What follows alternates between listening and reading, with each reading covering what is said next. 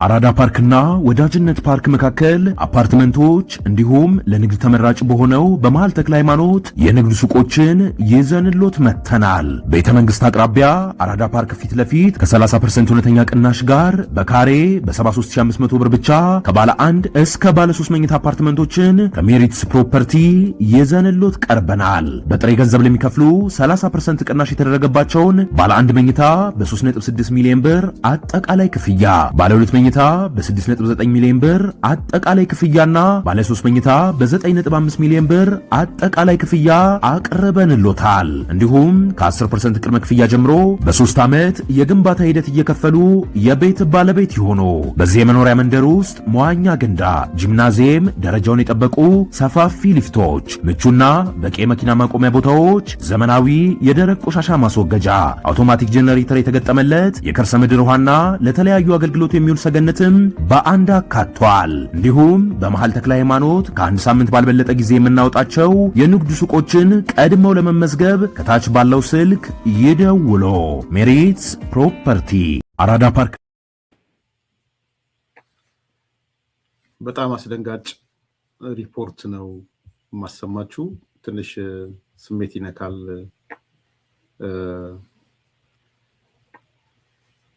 ግን ምንም ማድረግ አንችልም። የኢትዮጵያ ውስጥ እየተፈጸመ ያለው ነገር በዚህ መልኩ ሲወጣ እያዘንኩ ነው የማቀርበው።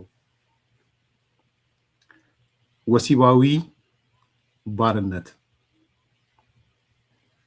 በቡድን መድፈር፣ የጦር ወንጀል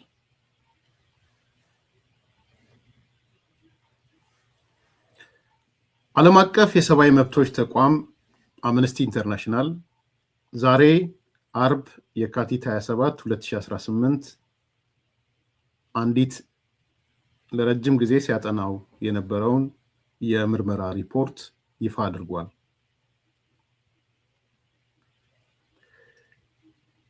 ይሄ የምርመራ ሪፖርት በጣም አስጨናቂ፣ ለኔ ለግሌ ፊል ያደረገኝ ነው። አምነስቲ ኢንተርናሽናል ነው። የምርመራ ሪፖርቱ በኦሮሚያ ክልል የሚንቀሳቀሰው የታጣቂ ቡድኖች አባላት የፈጸሙትን አሰቃቂ ተግባሮች የሚያሳይ ነው። አንደኛ፣ ድርጊቶቹ መቼ ተፈጸሙ? ይህ የምርመራ ሪፖርት ድርጊቶቹ የተፈጸሙት ከ2020 እስከ 2024 ባለው ጊዜ የተሰሩ ስራዎች ናቸው። ኦልሞስት የ4 ዓመት የምርመራ ሪፖርት ነው ማለት ነው። የ4 ዓመት የምርመራ ሪፖርት ነው ከ2020 እስከ 2024። ሁለተኛ ቦታ፣ የምርመራ ሪፖርቱ የተደረገው በኦሮሚያ ክልል ቄለም ወለጋ ዞን ውስጥ ነው። ሶስተኛ፣ የምርመራው ዘዴ አምነስቲ ኢንተርናሽናል የተጠቀመበት የምርመራ ዘዴ፣ ኢንቨስቲጌቲቭ ሪፖርቱን የሰራበት ዘዴዎች ማለት ነው። 4 ዘዴዎችን የተጠቀመው። አንደኛ፣ ወሲባዊ ጥቃት የተፈጸመባቸውን 10 ሴቶች ቃለ መጠይቅ አድርጓል። እነዚህ ሴቶች ከ18 ዓመት በታች ናቸው። ሁለተኛ፣ የጤና ሙያተኞችን አነጋግሯል። ሶስተኛ፣ የሕክምና መዝገቦችን መርምሯል። አራተኛ፣ የመስክ ጉብኝት አድርጓል። የምርመራ ዘዴዎቹ በነገሩኝ በስልክ ወይ በምናምን ሳይሆን በአካል ተገኝቶ ሰለባዎቹን አናግሮ ሜዲካል ሪፖርት ተመልክቶ እንዲሁም የጤና ሙያተኞቹን አናግሮ ማለት ነው።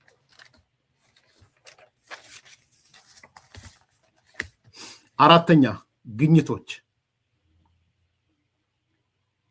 ፋይንዲንግ የምንለው ማለት ነው። 4.1 ራሱን የኦሮሞ ነፃነት ሰራዊት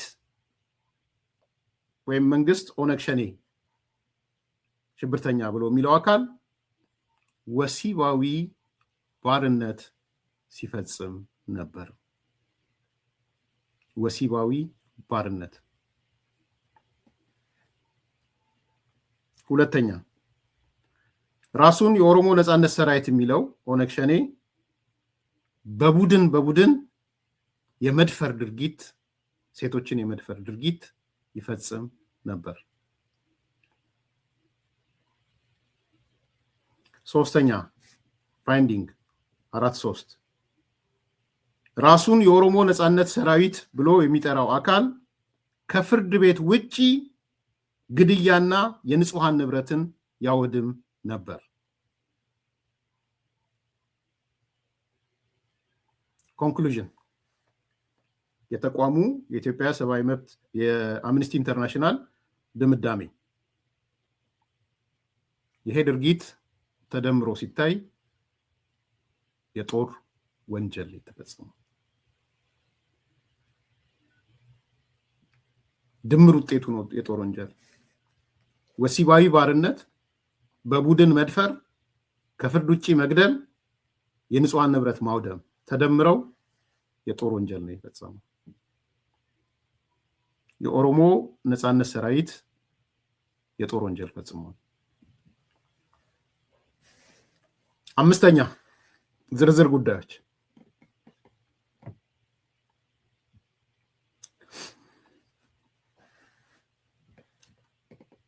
ከግኝቶቹ ወደ ዝርዝር ሲገባ ማለት ነው። 1 ከተደፈሩት መካከል ወሲባዊ ባርነቱ ሲፈጸም፣ በቡድን መድፈሩ ሲፈጸም 7ቱ እድሜያቸው ከ18 ዓመት በታች ነበረ።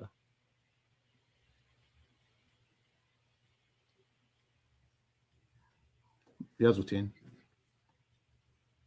ወደዚህኛው ነጥብ ነው። በጣም ነው የሚዘገን ነው ለመናገር። ወሲባዊ ባርነት ከተፈጸመባቸው፣ የቡድን መድፈር ከተፈጸመባቸው 7ቱ ምርመራ ከተካሄደባቸው እድሜያቸው ከ18 ዓመት በታች ነበሩ ድርጊቱ ሲፈጸም ማለት ነው። ሁለተኛ ከ10 ሴቶች መካከል 5ቱ ለወሲብ ባርነት ተዳርገው ነበር። ወሲብ ባርነት ማለት ታጣቂው ኃይል ይዞ በባርነት ይዟቸዋል ማለት። 9ኙ በኦሮሞ ነጻነት ሰራዊት፣ አንደኛው በኢትዮጵያ መከላከያ ሰራዊት ተብሏል። this is serious ለኢትዮጵያ መከላከያም በነገራችን።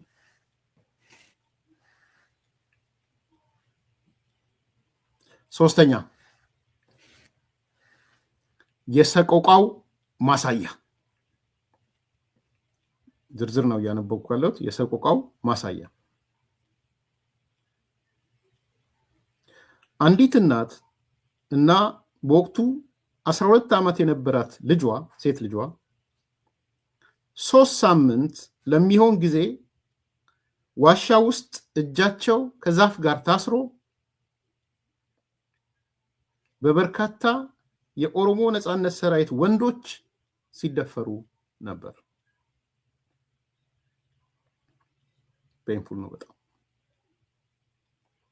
ኦሮሞን ነጻ የሚያወጣው ይሄ ነው ይላችሁ ሰማችሁት? this is not politics በነገራችን ላይ ያንዳንዳችሁ ቤተሰባችሁን ያሰባችሁ ስሙ። ሰባይነታችሁ አይጥፋባችሁ። ፖለቲካ ከሰባይነት አይበልጥም። በጣም ነውረኞች አይቻለሁ፣ አነሳላችኋለሁ። ነውረኞች ሴቶች ሆኖ ነውረኞች በዛ ላይ ነው። ለአማራ ሴት ተደፈረች የሚሉ ነውረኞች ዛሬ ይሄንን እንትን ሲያጣጥሉት አይቻለሁ። አሳፋሪዎች፣ ቁማርተኞች።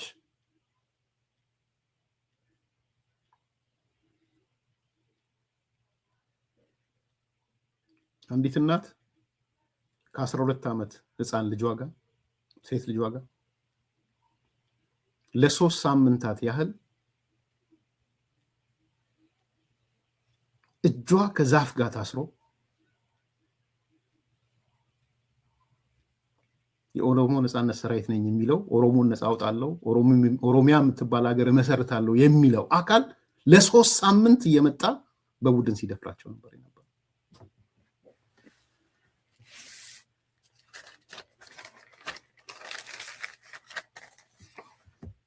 በጣም ያሳፍራል።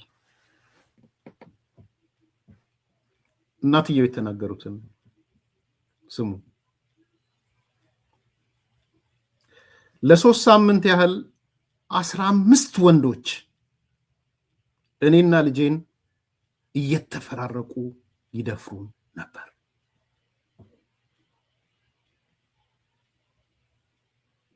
ባይዘው ኦሮሞዎች ናቸው እነዚህ ሰዎች፣ ኦሮሞዎች ናቸው። ሴቶቹም ኦሮሞዎች ናቸው። ሌላ እንዳይመስላችሁ፣ ማለት ወደ ብሔር ምናምን መውሰድ ከፈለጋችሁ ኦሮሞዎች ናቸው።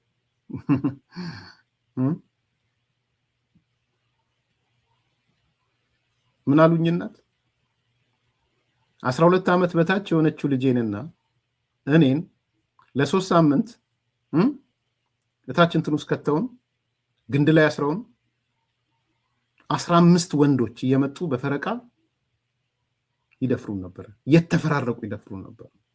ሻቢያ ከዚህ ምን የተለየ ነገር ፈጸመ? ትግራይ ውስጥ መሰረት የነገረችን ከምን ተለየ? በዛ ይህን ልትክድ ትሞክራለህ? እነዚህ ሰዎች በስልክ አይደለም የተናገሩት፣ በአካል ነው ሄደው ያዩት። ሰዎቹን ነው የጠየቁት። ሜዲካል ሪፖርት ነው ያዩት። የሕክምና ሰዎች ነው የጠየቁት። የት ነው የምታስገባው? ይሄን ይዘህ አንድ የሆነች ወለብላባ አለች። አንድ የ12ቱ የአማራ ሚዲያ ላይ ያለች ገለልተኛ አካል ሳያጣራው ምናምን ማፈሪያ ሴት ነሽ። አሁን ሴት ልጅ ተኮኖ ወደዚህ ይባላል። የሆነ አየር ላይ የምትሄድ የምትመስል ሶሪ፣ እኔ ፐርሰናሊቲ መናገር አልፈልግም፣ ግን በጣም በጣም ያሳፍራል። ለ3 ሳምንት 15 ወንዶች እኔና ልጄን ከ12 ዓመት በታች የሆነች እየመጡ ይፈራረቁብን ነበር። ነበር ማለት ያለባችሁ ማለት ይሄ ነው የተፈጸመ። ኦሮሞን ነፃ የሚያወጣው አካል ኦሮሞ ላይ የሚሰራው ይሄንን ነው። የኦሮሞ ሴቶች እህቶች ላይ የሚሰራው ይሄንን ነው።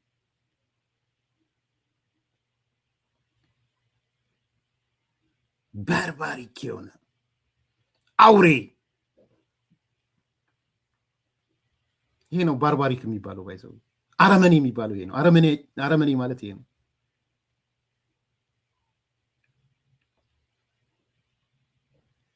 ለምንድን ነው ጥቃቱ የደረሰባቸው?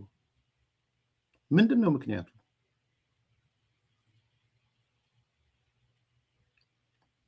ይናገራሉ ምክንያታችን ብለው። ባሎቻችን፣ ወንድሞቻችን ወይም አባቶቻችን የመንግስት የጸጥታ አካል ናቸው በሚል ነው። የበቀል እርምጃ ነው የወሰደብን። የደፈረን የበቀል እርምጃ ነው።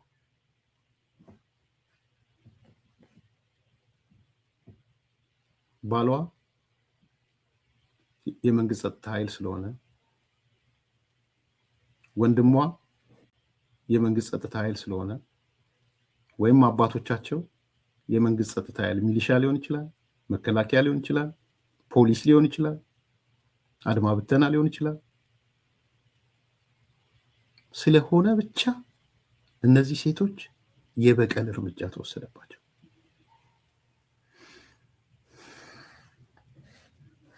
እንዴት ነው የምታስገቡት? የት ውስጥ ነው የምትከቱት?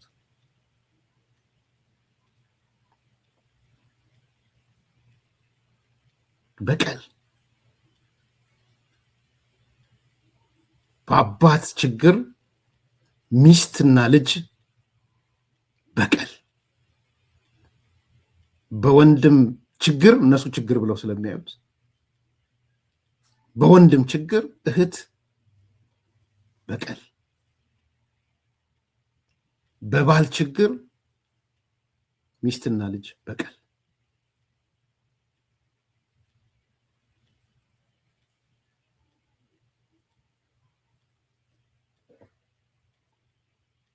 የበቀል እርምጃ ነው።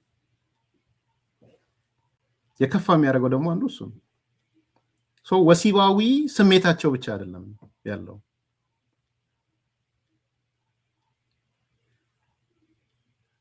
ምናልባት የወሲባዊ ስሜት ብለህ ልትለው የምትችለው ነገር ጀስት የሻዕቢያ መቀሌ ሲገባ እንዳደረገው ማለት ነው። ምንም ብዙ የተለየ ነገር የለውም። ለሰባት ለምናምን አይደል 15 ለሰባት የነሱ ትንሽ ለየት የሚለው ክፍለ ጦር የኤችአይቪ ኤድስ ምናምን ማን ራሱን የቻለ ክፍለ ጦር አደራጅተው መግባታቸው ነው የነሱ። እና ምናልባት ማህፀን ውስጥ ድንጋይ፣ ፌስታል፣ ወረቀት 40 ዓመት ወደ ኋላ የወሰደ 20 ዓመት ወደ ኋላ የወሰዳችሁትን 40 ዓመት ወደ ኋላ እንወስዳችኋል ምናምን ብለው አልጻፉ ይሆናል። እንደ ሻዕቢያ እንደሱ አድርጓል። ማህፀን ውስጥ በፌስታል እየተቀለለ ወረቀት፣ ስፒል፣ ምላጭ ታውቃላችኋል። ሻዕቢያ እንዳደረገ እንነግራችኋለን። እንደሚያማችሁ እያወቅን ነው የምንነግራችሁ። ይሄ ሪያሊቲ ነው። ወረቀት ጽፎ የሴት ልጅ ማህፀን ውስጥ በፌስታል ጠቅልሎ 20 ዓመት ወደኋላ እንዳስቀራችሁን 40 ዓመት ወደኋላ እንወስዳችኋለን ብሎ ነው የጻፈው ሻዕቢያ። እነዚህ ደግሞ 15 ቀን ከግንድ ጋር አስረው ለ15 ወንዶች እናትና ልጅን እየተያዩ የሚደፍሩበት።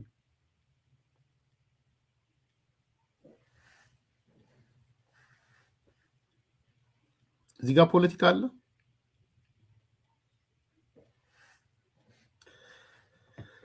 ከወሲባዊ ጥቃቱ በኋላ ምን ያደርጋሉ?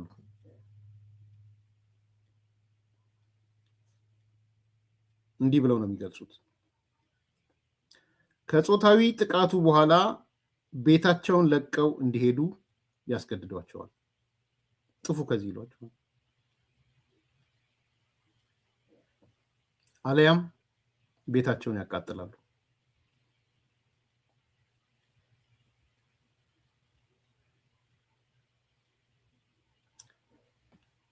ሁለት ሴቶች ወንድ ዘመዶቻቸውን በታጣቂዎቹ ገለዋባቸዋል።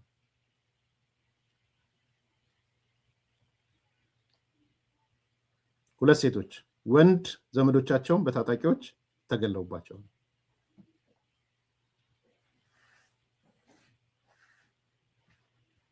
ይሄ ነው የሆነው። መጨረሻ አምነስቲ ኢንተርናሽናል ድምዳሜውን ያስቀምጣል።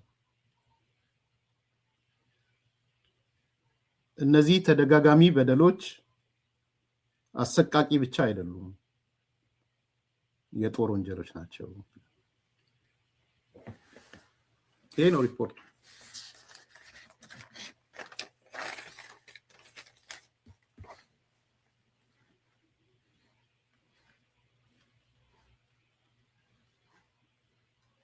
እውነቱ ይሄ ነው። ሶሳድ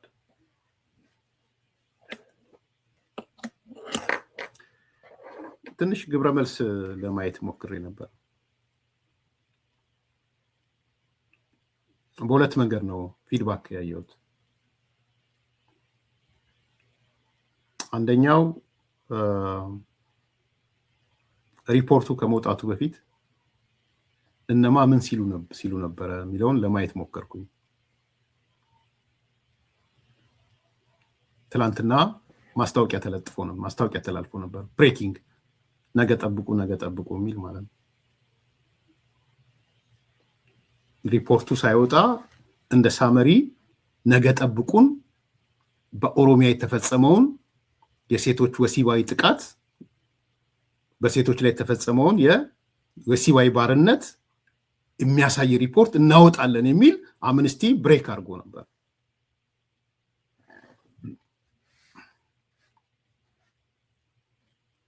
የሆኑ አካላቶች ተሯሩጠው ለጠፉት። ተሯሩጠው ሰበር የሚባል አይነት ሚዲያዎች ናቸው።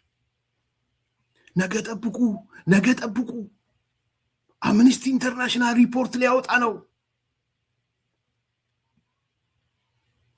የሚያወጣው ሪፖርት የሰብአዊ የወሲብ ባርነት እንደተፈጸመ የሚያሳይ ነው። ነገ ጠብቁ አሉ። እነዚህ ሰዎች ሚዲያ ላይ የሚሳተፉ ጋዜጠኞች፣ ተጽዕኖ ፈጣሪዎች፣ አክቲቪስቶች ናቸው፣ ሚዲያዎችን ጨምሮ።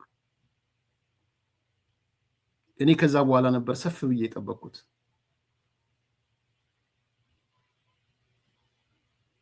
ጠብቁ ብለውናል።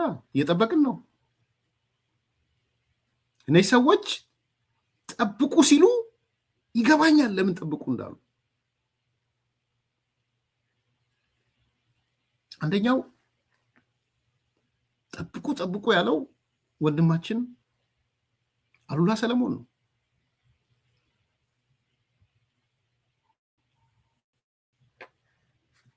አሉላ ሰለሞን ነው አንደኛው ጠብቁ ያለው። ከአንድ ቀን በፊት አምነስቲ ኢንተርናሽናል በኦሮሚያ ሴቶችና ልጃገረዶች ላይ ተፈጸመ ወንጀል በሚል ያዘጋጀው አዲስ የምርመራ ሪፖርት ነገ ይለቀቃል።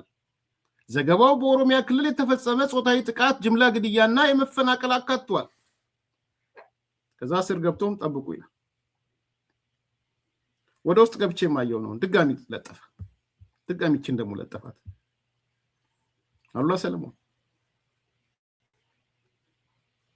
የትግራይ ብሔርተኛው ማለት ነው። ዋር ክራይም አጌንስት ውማን ኤንድ ገርልስ ኢን ኦሮሚያ ትላንትና ነው የለጠፈው። አሉላ ላይ እንዲያፍር ነው ያመጣሁት። ባይዘው እንዲያፍር፣ ምክንያቱም ምን አስቦ እንደለጠፈ ስለማቅ ማለት ነው። ከፈለገ ወጥቶ ኤርሚያስ ባሰበው አይደለም የለጠፍኩት ይበል። የኔ ጥያቄ ግን ሪፖርቱ ከወጣ በኋላ አሉላ ለምንድን ነው ያልጻፍከው ነው? እውነትም ሰብአዊነት የሚገድብ ይሆን ኖሮ፣ ሰቀቀኑ የሚገድብ ይሆን ኖሮ ከሪፖርቱ በኋላ መተህ ለምን አልጻፍኩም? ገብቼ እስክገባ ሰዓት ድረስ እየጠበቅኩ ነበረ። እዚህ ሚዲያ ላይቭ እስክገባ ድረስ አሉላ ምን ይጽፎ ነው ብዬ እያየሁ ነበረ።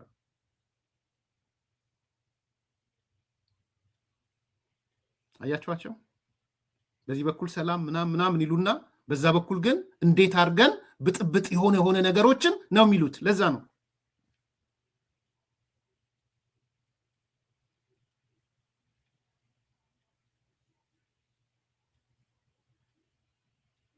ጀዋርን አላየውም። ቴንኪዩ ካለ እንትን ላይ ግን የጽፎ አላየውም። ፌስቡክ አልገባውም ኤክስፖስቱ ላይ።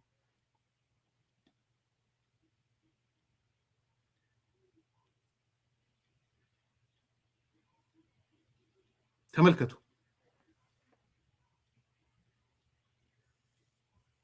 እንዲህ ናቸው።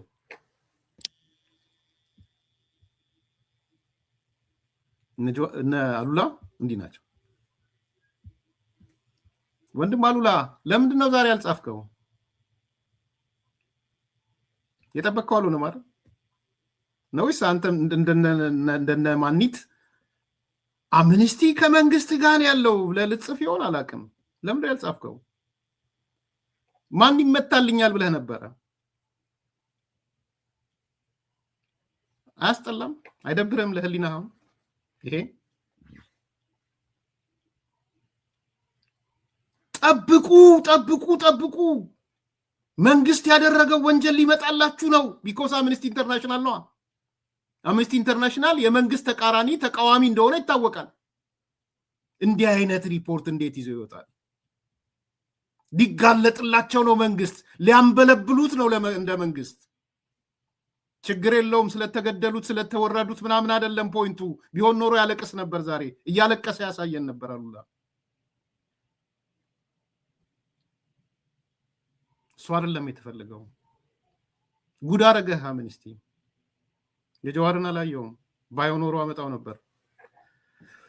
ከጀዋር ያልተናነሰ ግን ሌላ አይቻለሁ።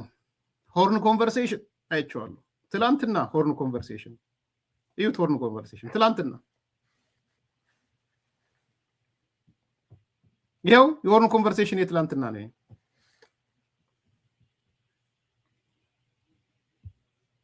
አንዳንዶች ኮሜዲያን ይሉታል። እኔ ኮሜዲያን አይደለም ምለው፣ የኔን ታውቃላችሁ ምን እንደምለው። ሆርን ኮንቨርሴሽን ከአንድ ቀን በፊት ልዩ ዜና ጓድ ሚልኬሳ ልዩ ዜና ይዞላችሁ መጣ። አምነስቲ ኢንተርናሽናል በኦሮሚያ የፈጸመውን ያስገድዶ መድፈር፣ የጅምላ ግድያና መፈናቀል ጨምሮ የወንጀል ድርጊቶችን የሚያረጋግጥ የዳሰሳ ጥናት ነገ ይፋ ያደርጋል። ወንጀለኞቹ የፈጸሙት በተናጠል ሳይሆን የጦር ወንጀሎች ወይ ዋር ክራይም መሆኑን ተናግሯል። ሙሉ ዘገባው ነገ ይወጣል። በእንግሊዝኛም ይሄንን ነው የጻፈው። ሆርን ኮንቨርሴሽን ጓድ ሚልኬሳ፣ ዝነኛው ሚልኬሳ፣ እኔ ዝነኛው ነው የምለው ዝናይን አረ ማለት ነው። ኢታና ከሱ የተጣላው ምን እንደጻፈ አላየውም። ገብቼ አይቼ አልጻፈም። በጣም ይቅርታ። ጀዋር ጽፎ ካላየው እዚህ ላይ ፖስት አድርጉልኝ። ጀዋር የጻፈውን ስላላየው እና እውነት መሆኑን አረጋግጣችሁ እውነት ነው ብላችሁ ለጥፉልኝ። የጀዋር አብረን ማንሳት ስለፈልግ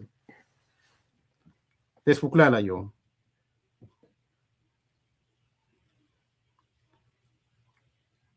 ሆርን ኮንቨርሴሽን ከዛ በኋላ ለምን አላወጣም? ልዩ ዜና ለምንድን ነው ያልቀጠለው?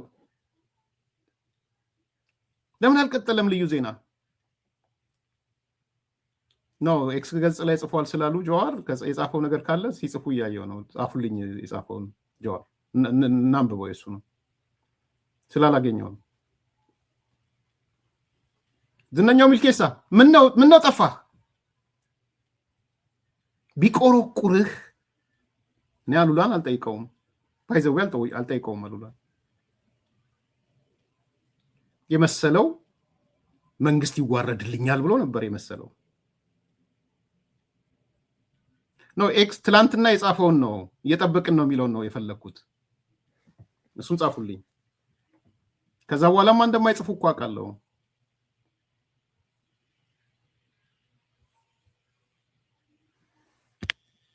ወዲህ ዘውዴ ሻቢያ ነህ ቲፒኤልኤፍ ነህ? ማፈሪያ። የትላንትናውን ጻፉልኝ። የጀዋር ጠብቁ የሚለውን አያችሁ። እንዲህ አይነት ሰዎች ናቸው እነዚህ ሰዎች። ታንክ ዩ The long overdue Amnesty International investigation on violation of human rights in Oromia is crucial and look forward to reading it tomorrow. Thank you. በጣም አመሰግናለሁ። ለረጅም ጊዜ አምነስቲ ኢንተርናሽናል ያጠናውን ነገር በኦሮሚያ የተፈጸመውን ሰብአዊ ሂውማን ራይት ቫዮሌሽን ለማንበብ ጓግቻለሁ አለን አቶ ጀዋር። ጉጉትን ወደ የተወሰድከው አቶ ጀዋር? የተወሰድከው አያችሁ አይደል? እኔ የምነግራችሁ ምንድን ነው፣ እነዚህ ሰዎች ሰው አይደሉም። ሰው አይደለም ይጨንቃቸው። መቼም እንደነዛ አሁን በኋላ እንደማሳያችሁ አምነስቲ ኢንተርናሽናል ማለት በአብይ አህመድ የተገዛ፣ አምነስቲ ኢንተርናሽናል ማለት የብልጽግና የተገዛ እንደማይሉ ተስፋ አደርጋለሁ። ስለሚታወቅ አምነስቲ ኢንተርናሽናል ሆርን ኮንቨርሴሽንም ያውቀዋል። ምናልባት ዝነኛው ሚልኬሳ ብዙ ላይ ያርፍ ይችላል። እነ ጀዋር ያውቃሉ እና አሉላ ያውቃሉ። አሉላ በተለይ በጣም ያውቃል። በጣም ነው የሚያውቀው። አጌነስ ዘ ገቨርንመንት እንደሆኑ ይታወቃል። ሁሌም ትላንትና ሰፍ ብላችሁ ጠብቁ። መቀርቀሪያ የሚያክል የሚተኮስ ሚሳኤል አለ። ወደ ኢራን የሚተኮስ እንደሚተኮሰው ሚሳኤል ደነበሸ። ጥይቱ ደነበሸ። ባሩዱ ደነበሸ።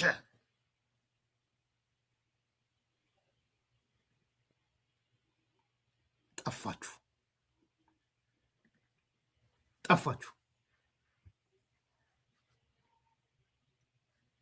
ይሄ ነው እውነቱ። ሰው አይደሉም ምላችሁ ለዚህ ነው። ሰው ማዕከል የሚያደርጉ አይደሉም እነዚህ ሰዎች። ሰው ማዕከል ቢያደርጉ ኖሮ ስቅስቅ ብለው እያለቀሱ ይወጡ ነበረ። እቺ ነገር ተመዛ ስትወጣ አገዛዝ ስርዓት ምናምን ተብሎ በቃ ይቀጣጠላል።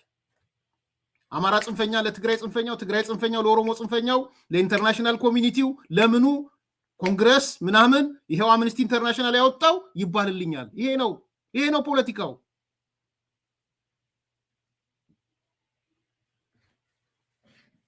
ከዚህ በላይ የተወረዳችሁበት የለም። ግን ሰውነት ቢኖር ኖሮ እንደዛ አይኮንም ነበር። ሌላ ከሰው በታች የወረደ ደግሞ አሰማችኋለሁ። ይሄ ከትላንትና ማስታወቂያ ከተለጠፈ በኋላ የመጡ ሪፖርቱ ከወጣ በኋላ የጠፉ ሰዎች ናቸው እነዚህ። ሪፖርቱ ከወጣ በኋላ ደግሞ መጥተው አዋራጅ ስራ የሰሩ ሰዎች ደግሞ አሉ። እነሱም በድምጽ ነው ማሰማችሁ።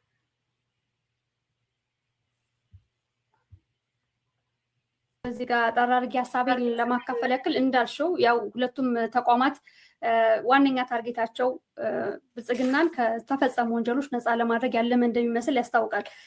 እንግዲህ አምነስቲም ሆነ ኢሰመኮ ሁለት የተለያዩ ቦታዎችን የጠቀሱት። ኢሰመኮ በአርሲ ጋር ነው ትኩረት ያደረገው፣ አምነስቲ ደግሞ ወለጋ ነው ያደረገው። እንግዲህ ከአምነስቲ ብጀምር የአምነስቲ ከ2011 ዓ.ም ጀምሮ ነው ጥናቱን አጠናው ያለው።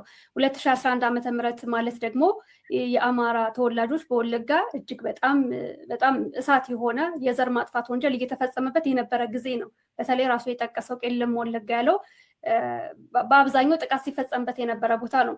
ከሁሉም ግን በፊት በአርሲም በአጠቃላይ በኦሮሚያ ክልልም በሌሎች የሀገራችን ህዝብ ክልሎችም የተፈጸሙ ማንነት ተኮር ጥቃቶችም ይሁኑ ሌሎች መሰል ጥቃቶች በገለልተኛ አካላት መጣራት አለባቸው።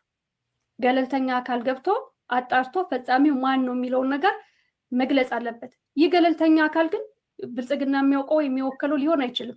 ምክንያቱም በሁሉም ጥቃቶች ከሁሉም ጀርባ ብልጽግና ስላለበት ዓለም አቀፍ ተቋማት ገብተው አጣርተው ፈጻሚው ይሄ ነው እስካላሉ ድረስ የትኛውም አምነስቲም ሆነ ሌላ ተቋም ተነስቶ ከሌ ነው ቢል ታማኒነት የለውም። ማጣራት አለበት። ምክንያቱም አንድ ቦታ ይሆን አይደለም፣ የቆመ አይደለም፣ ተከታታይ ነው። መልኩ በጣም የተቀያየረ ነው። አሁን ደግሞ የመረጃ ዘመን ነው። እያንዳንዱ ሁኔታ ላይ ምንድን ነው የሚለውን ነገር አብዛኛው ያውቃል። ግን እንዳንድ ተቋም በተለይ እንደ አምነስቲ ያለ ዓለም አቀፍ ተቋም ከሌ ነው ሲል ምንድን ነው ሄዶ ገብቶ አጣርቷል? ቦታው ላይ ነበር ወይስ 10 ሰዎችን ብቻ አጣርቶ ኦኬ የኦሮሞ ነፃነት ሰራዊት ነው ብሎ ላለበት ምንድን ነው ማስረጃው? ይህን ያክል ለመወንጀል ግን በጥቅሉ የዓለም አቀፍ ተቋማት ገብተው ማጣራት አለባቸው። ከዛ ባሻገር ግን አምነስቲ ኢንተርናሽናል ወለጋ ላይ ትኩረት አድርጎ ሲሰራ አብይ አህመድ አይ ቲንክ ምንድነው የኦሮሞ ነፃነት ሰራዊትን ከኦሮሞ ህዝብ የመለየት እቅድ የያዘ ዘገባ አድርጌ ነው የምወስደው ወለጋ ላይ ትኩረት ያደረገበት። ምክንያቱም የጠቀሳቸው ሰዎች በኦሮሞ ነፃነት ሰራዊትና በአገዛዙ ሰራዊት በሚደረገው ጦርነት የጦር ወንጀል ተፈጽሟል እያለ ነው እና አብይ አህመድ ራሱን የኦሮሞ ህዝብ ብቸኛ ጠበቃ የኦሮሞ ነፃነት ሰራዊትን ደግሞ ከኦሮሞ ህዝብ ለይቶ ይሄ እኮ እያጠቃ ነው የሚል ነገር ምስል ለመፍጠር የተደረገ ዘገባ አድርጌ ነው የምወስደው። ራሱ የተዘገበበት መንገድ እስከዛሬ ጭፍጨፋ፣ ማቃጠል የለመድናቸው ነገሮች ናቸው። አሁን ለየት ባለ መልኩ ደግሞ የወሲብ ባሪያነት እና መሰል የሆነ ጆሮ የሚይዙና ከዚህም በላይ አሰቃቂ ነገር ይቅርታ እየጠየኳችሁ ነው ይሄን እንድትሰሙ ማድረገው። በጣም ይቅርታ እጠይቃለሁ። በኢትዮጵያ እናቶች ስም ይቅርታ እጠይቃለሁ። በእህቶቻችን፣ በሚስቶቻችን፣ በሴት ልጆቻችን ስም ይቅርታ እጠይቃለሁ። እነዚህን ሰዎች ስትሰሟቸው ለእነሱ ነው ይቅርታ ልጠይቅ አይ ቲንክ እና የኢትዮጵያ እናቶች ይቅርታ፣ የኢትዮጵያ እህቶች፣ ሚስቶች፣ ልጆቻችን አለ እንዴ ብለን ትኩረት እንድንሰጣቸው የሚያደርጉ ወንጀሎች ተፈጽመዋል የሚል ነው የወጣው እና እኔ የምወስደው ይህ ዘገባ አምነስቲ ይዞት የወጣው ዘገባ አብይ አህመድን ብቸኛ የኦሮሞ ህዝብ አዳኝ አድርጎ ለማቅረብ የተሳለና የኦሮሞ ነፃነት ሰራዊትን ከኦሮሞ ህዝብ ለመለየት ታርጌት ያደረገ ነው እንጂ ጥናት ተደርጎበት ገለልተኛ አካል ገብቶ ከሁለቱም ወገን ተጣርቶ የወጣ መግለጫ ደግሞ የወጣ የምርመራ ሪፖርት እንግዲህ ከሁለቱም ወገን ያለውን ነገር አጣርቶ ሁለቱንም አቅርቦ ፍርዱን ለአንባቢ ነው እንጂ የሚተው እከሌ ነው ብሎ እንደ ፍርድ ቤት እንደ ተቋም አይጻፍ ነበርና ግን ዓላማው ራሱ አብይ አህመድ ያስደረገውና ዋና ትኩረቱም በኦሮሞ ኃይሎች ዘንድ ብቸኛ ኃይል ነኝ ብሎ ለማመን ያለም ይመስለኛል። ወደ አርሲ ደግሞ ብየነም ወስዶ ወደ አርሲ ደግሞ ስንመጣ እንግዲህ አርሲ የኦሮሞ ነጻነት ሰራዊት የለም። በመሰረቱ እንትኑ ምንድነው ሴንተሩ ወለጋ ነው። የኦሮሞ ነጻነት ሰራዊት በተለይ በጃልመሮ የሚመራው የሚንቀሳቀሰውም ዋና ማዕከሉም ወለጋ እንደሆነ ይታወቃል። አርሲ ሌላ መልክ ነው ያለውና ባለፈውም በሰፋ አድርገን ስናየው ነበር። ባለጌ ናት። ይቅርታ ለቀዋል። እነዚህ ናቸው እንግዲህ 12 የፋኖ ሚዲያ የሚመሩ ሰዎች እነዚህ ናቸው። ዛሬ የኦሮሞ ነጻነት ሰራዊት የኦላ ጠበቃ ሆኖ መጣ። ስለተፈጸመው ነገር አይደለም ደንታቸው።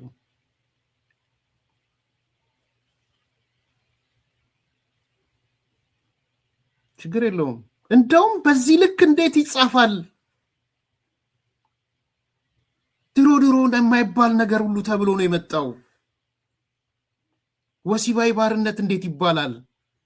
የት የለመደውን ነው አምነስቲ ኢንተርናሽናል ወሲባዊ ባርነት የሚለው? የአማራ ወኪሎች ናቸው እነዚህ 12ቱ ሚዲያ የሚያሽከረክሩ ማለት ነው።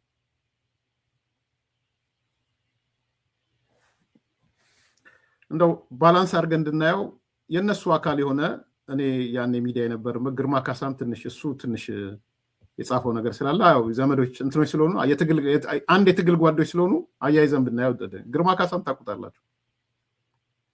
ትልቁ ሚዲያ 14-15 ሚዲያዎች በጋራ ሳተላይት ሲሰራጭ የነበረ ሰው ነው ግርማ ካሳ። ሳተላይቱንም መጻፍ ትችላላችሁ። እኔ ኢትዮ 3 ጻም ያለው የሳተላይቱ አካል ነበርን።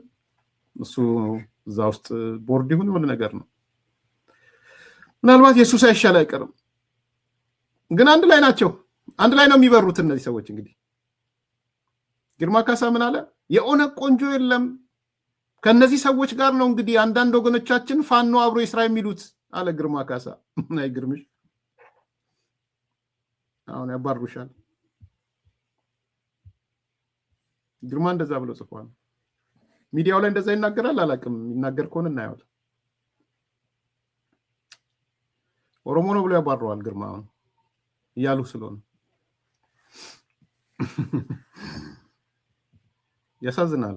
እውነት ለመናገር ፖለቲካል ሰራም አልፈልግም በዚህ ነገር ላይ እንዲሁ እንድትታዘቧቸው እንድታዩት ነው የመጣሁት። አንደኛ በሴትነታቸው እንድትታዘቧቸው። እነዚህ ናቸው እንግዲህ ደምቢዶሎ ሴቶች ታገቱ ብለው ገንዘብ ከሰው ሰብስበው ሲሰሩ የነበሩ ሰዎች ናቸው። እነዚህ ናቸው የጠበቃ ሆነው የሴት መደፈር ጠበቃ ሆነው ሽልማት ያገኙት ሰዎች። ስቴት ዲፓርትመንት ሽልማት ያገኙት የሴቶችን መደፈር ፈልፍለው አውጥተው ሽልማት ያገኙ። እውነት እንትን እንኳን ቢሆን የጨነቃቸው እነ ማዕዛን የጨነቃቸው ይችን ልጅ የጨነቃት ማፈጸመው የሚለው ነው የጨነቃቸው እንጂ የተፈጸመው አይደለም የጨነቃቸው። በጣም እንዲገባችሁ እንፈልገው እሱ የፈጸመው ብልጽግና ነው የፈጸመው አብይ ነው። እሱ ቢሆን ኖሮ በስማም በቃ ጥቁር ልብስ ለብሰው ምናምን ኦሮሞ አጋርነት ምናምን በተለይ ደግሞ ትንሽ አማራ አለበት ቢባል ወይ ምናምን ተውት፣ መድረኩ ተቀጣጥሎ ነበር። የሚያስጨንቃቸው ማፈጸመው ምናምን አይደለም። ለምንድነው ለብልጽግና ያልተሰጠው ይሄ ነገር? ለምንድነው ለአብይ ያልተሰጠው?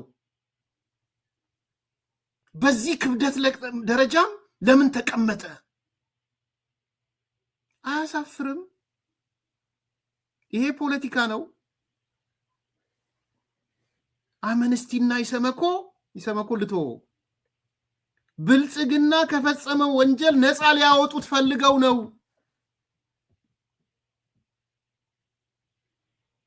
ከዛ ደግሞ በጣም የሚያስቀው ገለልተኛ አካል ያጣራ። እንዴት ነው ያጣሩት? እነዚህ ሰዎች አንደኛ አንብቡ። ይሄ ጥላቻችሁ 4 ዓመት ከ2020 እስከ 2024 ያጠኑትን የጥናት ዘዴ ተምራችኋል አይደል? የጥናት ዘዴም እንደሚደረግ በአካል ተገኝተው ተጠቂዎቹን አናግረው ፋይል አገላብጠው ሐኪሞቹን ወይም የጤና ባለሙያዎቹን ጠይቀው ከዚህ በላይ መመርመር አለ እንዴ? በአካል መገኘት ነበረባቸው። እነዛ እናትና ልጅ ከ12 ዓመት የሌለችው 15 ቀን ታስራ 15 ወንድ እየመጣ ሲደፍራት ቆመው ማየት ነበረባቸው አምነስቲ ኢንተርናሽናሎች። እንዲህ ነው እያልሽ ያለሽው? ከዚህ በላይ ማጣራት አለ? እኔ የአምነስቲን ባህሪውን አውቃለሁ። ፒውርሊ የመንግስት ተቃዋሚ ነው፣ ይህ ይታወቃል። ለዚህ ነው የጮሁት። ባይዘው ያሉ ላይ ወጣው ለዛ ነው። ጃዋር ያላችሁት የወጣው ለዛ ነው። ሌሎቹ ያወጡት ሆርን ኮንቨርሴሽን የወጣው ምኑ የመንግስት ተቃዋሚ ስለሆነ መንግስትን የሚመታልን ሪፖርት ይዞ ይወጣል ብለው ነው። ይታወቃል። አምነስቲ ሂውማን ራይት ምናምን በመጣ መንግስት ተቃዋሚ ናቸው። መናገር የከበዳቸውም ለዛ ነው።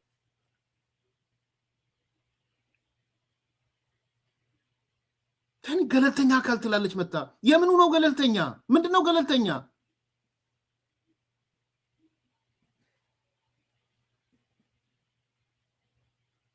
አንዳንዴ የተበላበትን ዕቁብ መተው ነው የሚሻለው።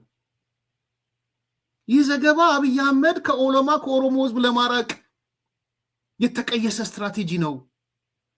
ረ በስመ አብ። ሰው እናንተ የኦላ ደጋፊ ሆናችሁ ማለት ነው። እናንተ የኦሮሞ ነፃነት ሰራዊት ኦሮሞ ውስጥ እንዲጎዘጎዝ ነው የምትፈልጉት? ደን ኦሮሚያን ይገንጥል። ከዛ በኋላ እንደው ትንሽ እንደው ማሰቢያ ትንሽ የለም። ትንሽ እኮ ነው፣ በጣም ትንሽ።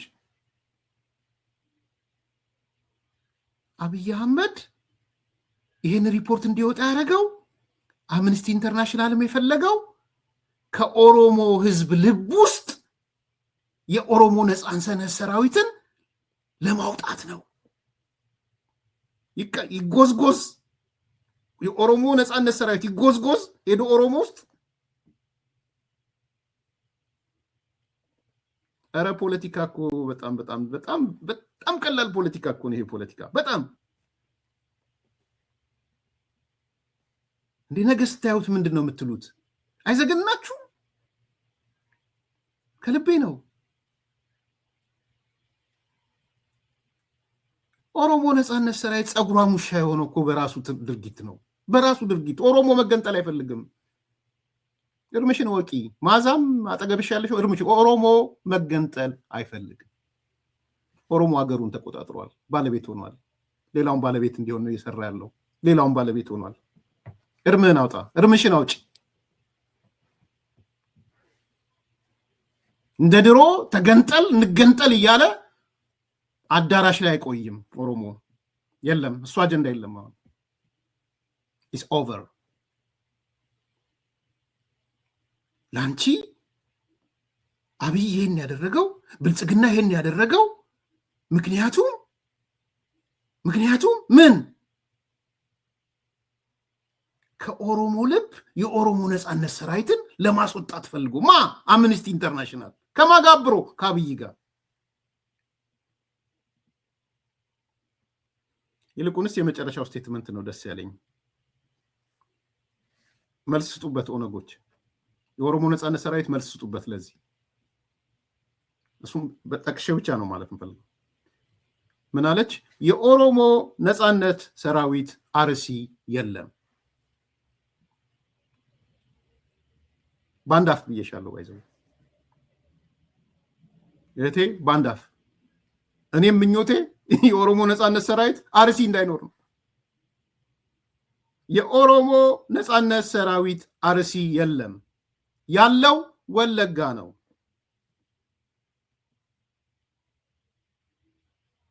ያለው ወለጋ ነው።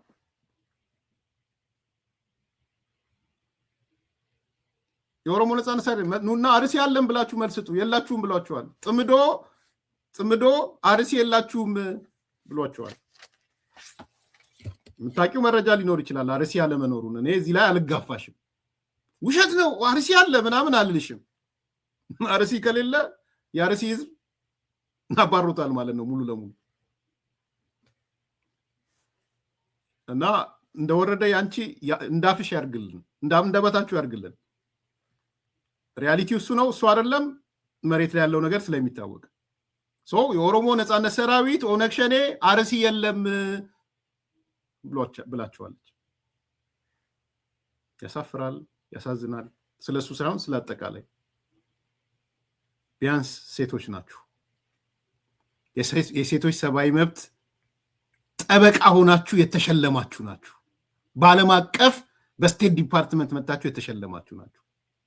ዛሬ ወንጀሉ ሳይሆን የከነከናችሁ ፈጻሚው ለምን እከሌ ያልተባለም ነው የከነከናችሁ፣ ያመማችሁ ማፈሪያዎች። ላይክ አድርጉ፣ ሰብስክራይብ አድርጉ፣ ሼር አድርጉ። መልካም ቀን።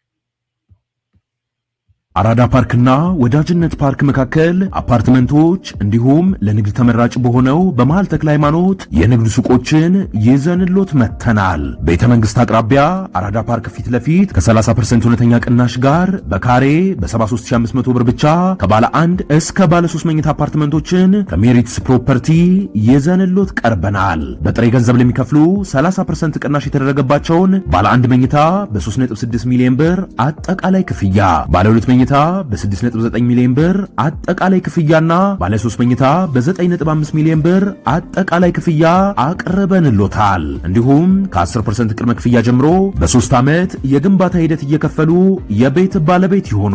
በዚህ የመኖሪያ መንደር ውስጥ መዋኛ ገንዳ፣ ጂምናዚየም፣ ደረጃውን የጠበቁ ሰፋፊ ሊፍቶች፣ ምቹና በቂ መኪና ማቆሚያ ቦታዎች፣ ዘመናዊ የደረቅ ቆሻሻ ማስወገጃ፣ አውቶማቲክ ጄኔሬተር የተገጠመለት የከርሰ ምድር ውሃና ለተለያዩ አገልግሎት የሚውል ሰገነትም በአንድ አካቷል። እንዲሁም በመሃል ተክለ ሃይማኖት ከአንድ ሳምንት ባልበለጠ ጊዜ የምናወጣቸው የንግድ ሱቆችን ቀድመው ለመመዝገብ ከታች ባለው ስልክ ይደውሎ።